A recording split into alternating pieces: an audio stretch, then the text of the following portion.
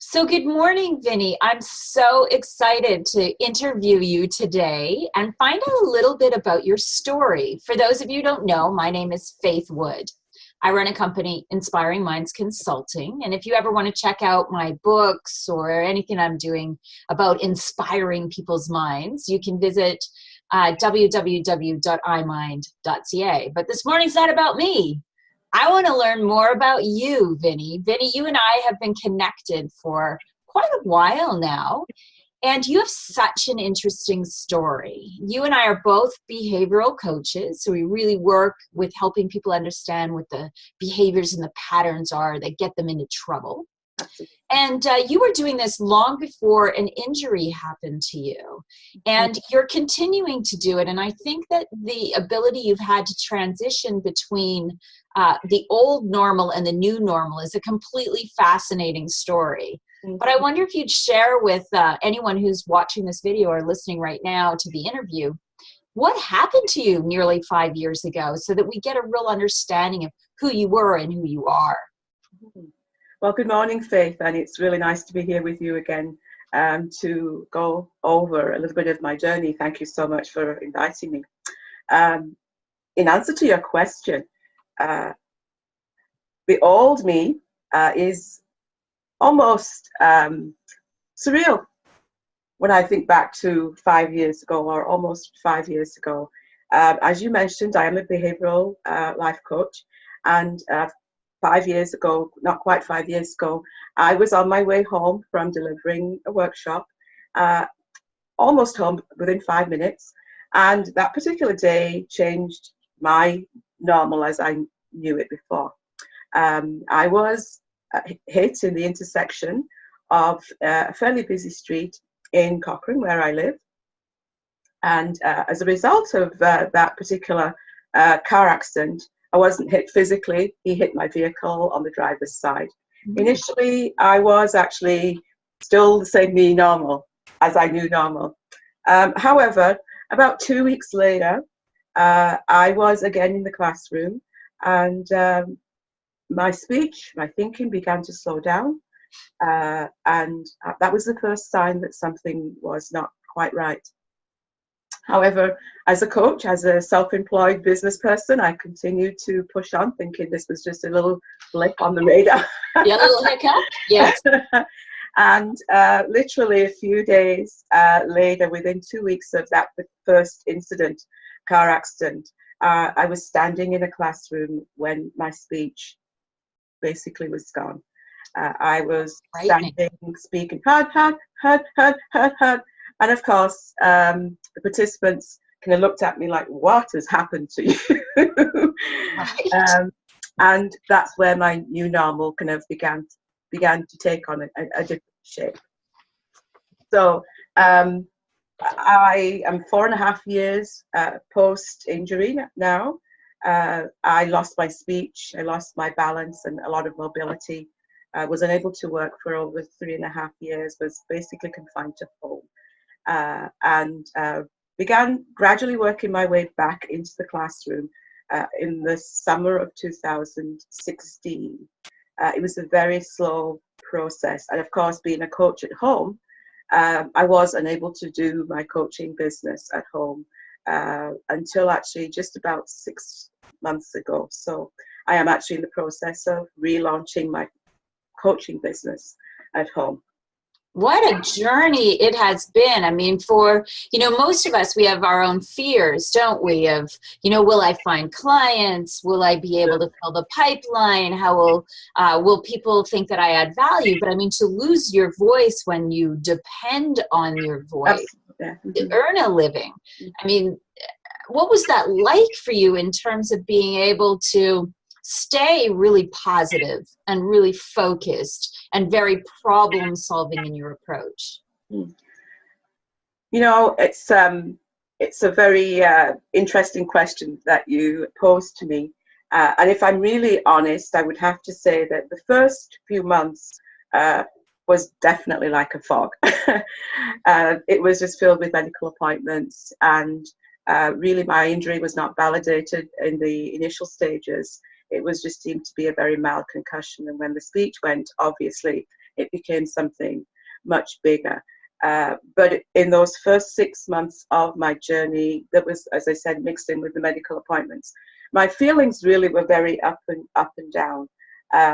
Being a behavioral coach and actually being a coach who specializes in helping other people through transitions, it was important for me to be able to still draw from what I know about the emotional components of going through any kind of life transition, health, job, work-related, family kinds of transitions.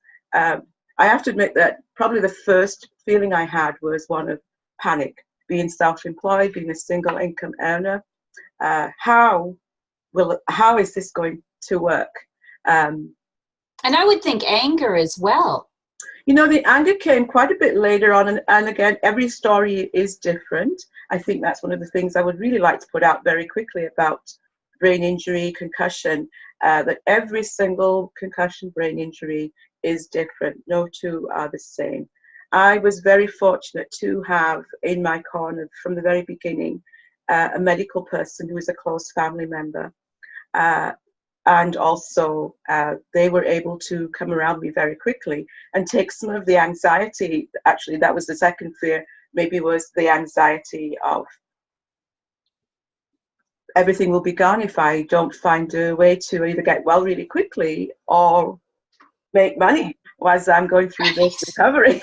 Because there is only me, right? When you can only rely on yourself, which, you know, you don't have anyone else kind of carrying the mortgage and carrying the grocery bill and getting you to medical appointments. Absolutely. You really have to find a way, don't you, to dig in deep and really rely on self. Not a lot of time for self-pity. Do you think that's normal for a lot of people with brain injury? I would say yes, it is. It's a normal that is an understandable normal. I think for me, the real secondary emotion that surfaced about 6 months later, actually, was really fear. Mm-hmm. And it was a fear of being disabled and realizing that if I continued to go down this path of limited mobility, no speech, where was my future going? How could I even go back to doing what I love to do, which is coaching? And so the self-pity came to me in the form of fear. And why did this happen? I have to admit that that was the point when I began to ask the question, why did this happen? If only that guy had paid more attention. What was he doing in the intersection? Why did I take that route home that day? And so, you know, those kinds of questions began to surface. And then I would have to say that it got to the point where I recognized that I was going down into this kind of anger pit and feeling quite powerless and fearful. And so I actually went down to my office one day with a marker pen because I was so angry at that point and feeling so desperate and probably, yes, feeling some self-pity about how could this happen to me? I was doing so well with my business and things were just starting to roll. And I took the marker pen, and I have a big whiteboard in my basement, which is also my coaching room. And I began to write on the whiteboard all of the feelings that I could acknowledge or recognize that was sitting in my gut at that time. And as being a coach, being a behavioral coach, for me, feelings are the guideposts that guide where I am in my situation. Unfortunately for me, with my particular left brain injury, I did not lose my memory. Okay. So I lost many other things, but memory was not one of them. And so I actually was able to recall some of the things that were inside, and I began to put them out on the whiteboard. The skills of being able to get it out of your body, right? You still remember the lessons that you've taught so many other people. And, you know, some would say perhaps the universe was just making you take a dose of your own medicine. That's actually also a really good thing that you say, because it didn't happen right away, Faith, but after, I think maybe after the fact, when I was on the path to recovery, very slow recovery, I began to ask the question, what am I supposed to take from this? Right? And No, really makes you a better coach, doesn't it? You know, Vinny, if you think about when people come in to see you now, today, and they're feeling that the early onset of the toxic yeah, energy and the negative self-talk and the self-destructive, self-sabotaging kinds of beliefs, you can truly empathize with them in today and know that you can meet them literally where they're coming from, because you've walked that walk. yes, Yeah. absolutely. And the mindset, you know, as a brain injured person, my mind now physically is probably 85% healed from where it was 5 years ago.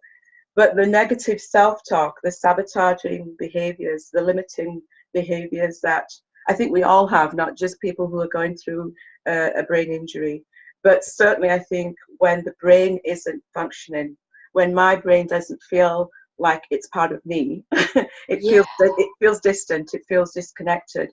Then it's almost I can't even think of the word right now to put to that. But what really helped me again, as you're saying there, is beginning to really tap into what do I know about mindset and stopping feelings and not being able to access those feelings to bring them out, so I can look at what's really going on inside and tell myself, is that really true about who I am? Because I can't speak properly right now, because I am dependent on a group of people to get me to the grocery store, to get me to my appointments, to help me clean my house. Are the feelings that I'm having about being worthless, about being now unable to be of value to anybody else in their journey, their life journey. I had to learn to stop those negative voices, and the way for me was to actually apply again a tool that I have used many times in my coaching practice with other people. It's called the change cycle. You And know, this seems like a really great place just to take a quick break. And it's so fascinating, because I think you've got some really great tips that are going to make continuing to listen to this interview absolutely worth somebody's time if they're going through any of this sense of who am I in the beginning of a transition, be it an injury, brain injury, or even just maybe being any of the other things. So I'm hoping that quickly before we go to break, in case I have to leave, how would they find you before we go to break? so I can be found, probably the easiest way at the moment is to actually just email me at Vinny Gibson at outlook.com. I can also be reached via my website, which is www.sunflowertransitions.com. And also people can reach me on Facebook, Vinny Gibson. Fantastic.